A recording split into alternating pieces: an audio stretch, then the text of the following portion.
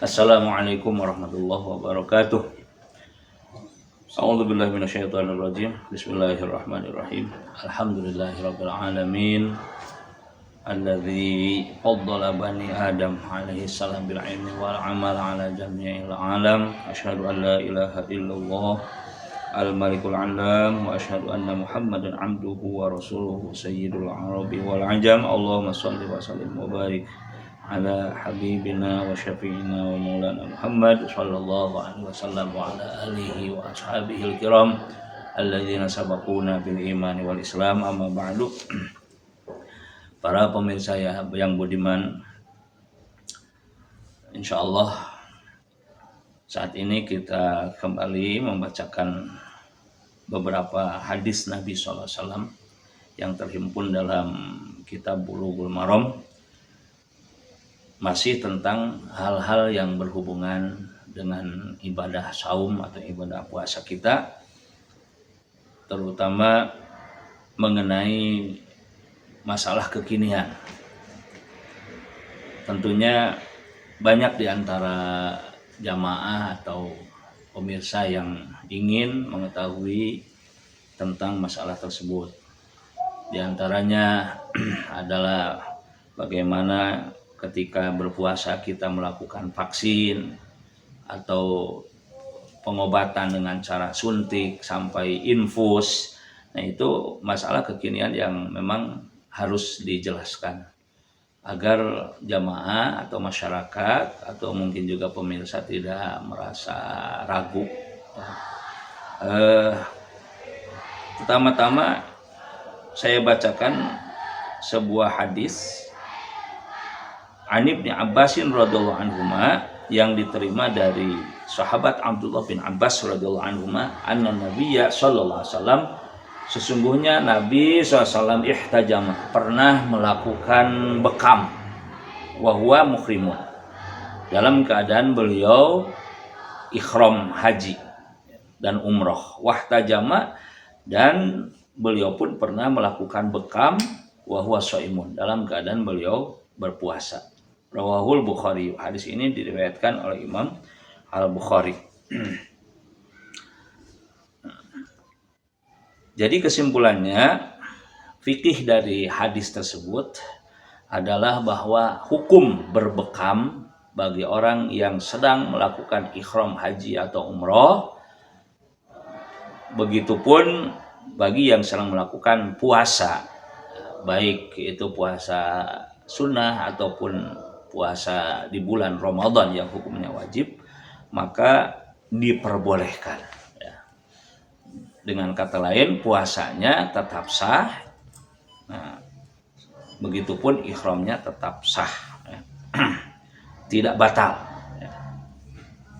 Nah, berdasarkan hadis yang tadi. Sekalipun dalam hadis berikutnya An Shaddad bin Aus, dari sahabat Shaddad bin Aus radhiyallahu anhu, dikatakan anna nabiyya SAW, sesungguhnya Nabi ata ala rajulin bil baqi'. Suatu hari beliau pernah mendatangi seorang laki-laki yang berada di kawasan Baqi'. Baqi' itu adalah kawasan yang merupakan tempat pemakaman kaum muslimin di sana di Madinah. Wa huwa yahtajimu. Nah, kebetulan orang itu sedang berbekam di Ramadan, di bulan Ramadan. Nah, ini momentumnya pas ya. Seperti saat ini sekarang kita berada di bulan Ramadan. Faqala, maka Nabi bersabda, aftarul hajimu wal mahjumu. Nah, batal puasanya orang yang membekam dan yang dibekamnya. Rawahul khamsah. Nah, hadis itu diriwayatkan oleh imam yang 5 illa Tirmizi, kecuali Imam Tirmizi, wasahahu, dan telah mensahihkan ya, hadis itu siapa? Imam Ahmad, wa Ibnu Khuzaimah, dan Imam Ibnu Khuzaimah, wa Ibnu Hibban, dan Imam Ibnu Hibban. Bahkan di dalam syarahnya di sini dalam kitab Subulus Salam, Syarah Bulughul Maram, dikatakan qad shahahahul Bukhari. Imam Bukhari pun mensahihkan hadis itu. Jadi sepertinya ini ada paradoksa antara hadis barusan dengan hadis yang sebelumnya, di mana hadis sebelumnya mengatakan puasa itu tidak batal karena bekam, tetapi dalam hadis ini malah batal puasanya karena bekal. Nah, saya kasih jawaban. Tentunya jawaban ini setelah saya mutolaah beberapa syarah dari kitab Bulughul Maram ini. Mohon maaf, saya tidak berani untuk sembarangan menyampaikan jawaban ya atas suatu permasalahan hukum, terutama karena saya ingat ada satu kisah di mana Imam Hanafi radhiyallahu an. Jadi sekali lagi saya tidak mau sembarangan ya. Nuwun sewu kepada semuanya karena ini tanggung jawabnya sangat besar di hadapan Allah SWT. Seandainya saya sembarangan atau siapapun ya, yang tugasnya memberikan kajian atau tausiah, ceramah, dakwah, ya, lebih-lebih guru ya, memberikan fatwa itu sembarangan, itu akan merusak umat dan itu akan mencelakakan semuanya. Jadi insya Allah dalam hal ini saya sangat hati-hati ya.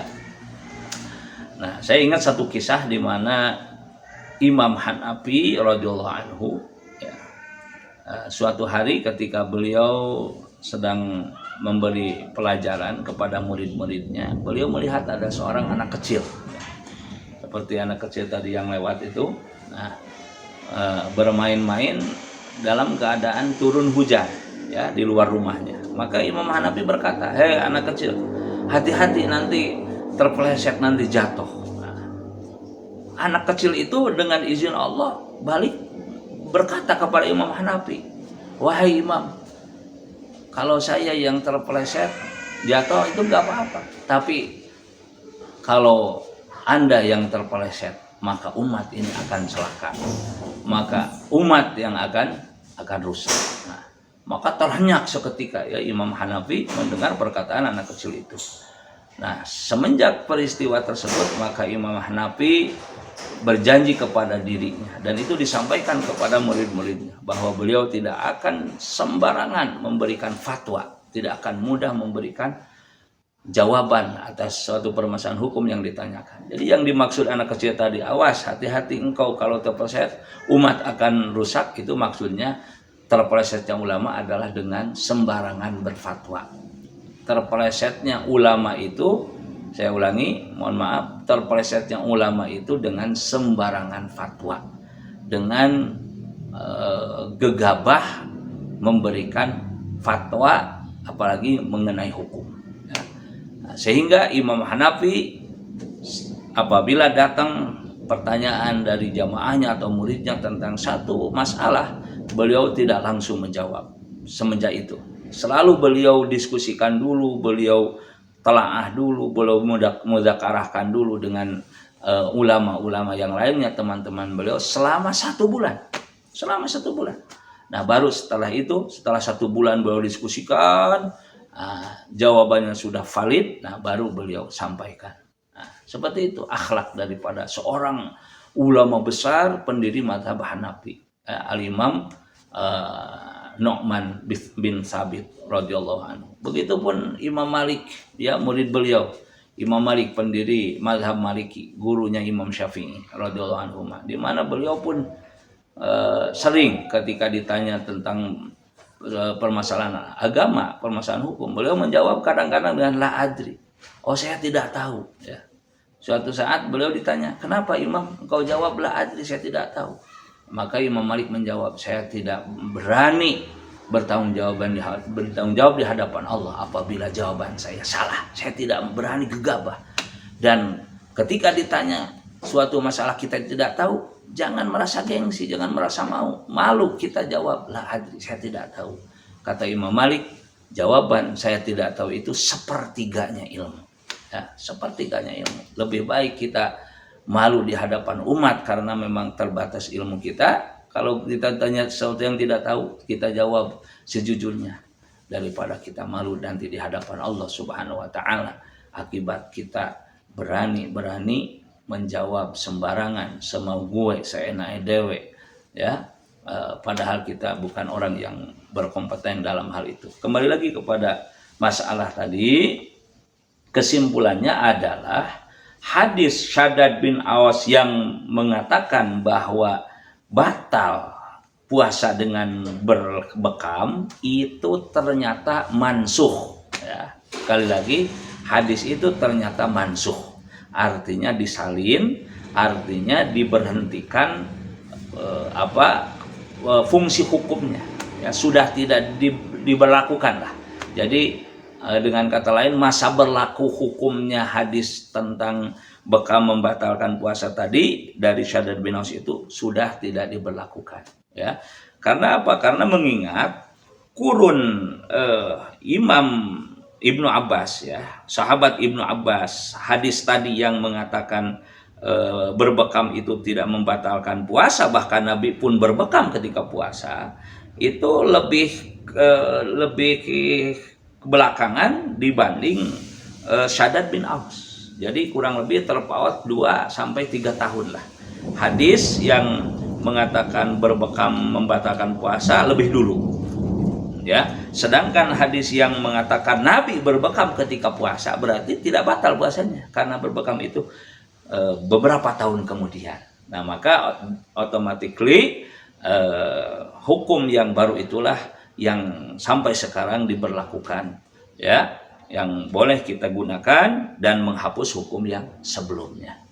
Karena Ibnu Abbas radhiyallahu anhu menyampaikan hadis tadi bahwa Nabi SAW berbekam dalam keadaan ihram, ya. Ihramnya itu adalah ihram haji wada, haji perpisahan, haji terakhir yang dilakukan oleh Rasulullah SAW.